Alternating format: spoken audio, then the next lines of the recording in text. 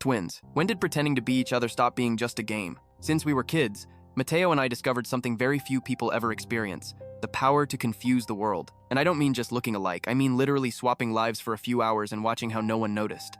It started with small, harmless pranks at school. Sometimes we switched seats, other times one of us answered roll call for the other, and every now and then one of us slipped into the wrong class on purpose. It seemed silly, but for us it was addictive. We weren't 100% identical. His hair was always messier, and my voice had a deeper tone, but if we wore the same hoodie and kept our mouths shut, we were indistinguishable. The boldest experiment was the day we decided to spend the entire school day as each other. I took his science test, he did my French oral exam. We both scored perfect grades. Walking home, we laughed like partners in the perfect crime. At home, the switches were even easier. Sometimes I'd call our grandmother pretending to be Mateo and say things like, "Grandma, I need help, Mom's cooking and I don't think I'll make it out alive." She'd sigh and answer, "Oh, Daniel," always exaggerating.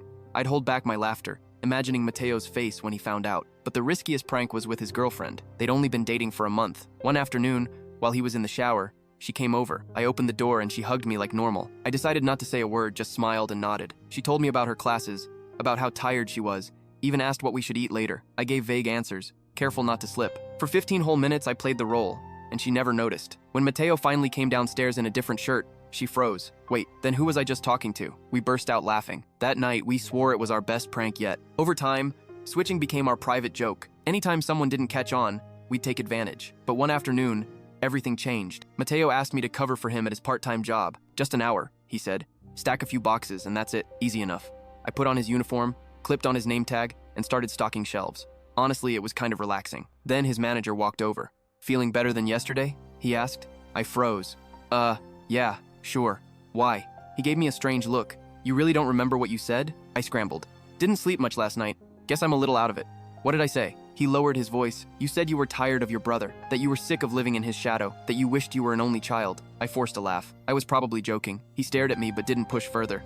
I kept stacking boxes, my chest tight, my heart pounding. When Mateo came back, I said nothing. I handed him the name tag and walked home in silence. That night, curiosity ate away at me. When I finally had the chance, I checked his laptop. There was a folder called Stuff.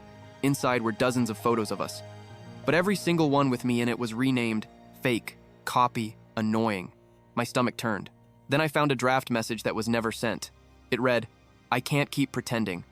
I hate living next to someone who has everything I wanted." I stared at the screen until the battery died. Since then, the jokes continue, yes. We still switch places sometimes, still laugh in front of others, but it's not the same. Now, whenever someone smiles at us and says, "You two must be inseparable," I smile back too, because what else can I do? But deep down, I'm not sure if I still have a brother, or just someone who wishes I didn't exist.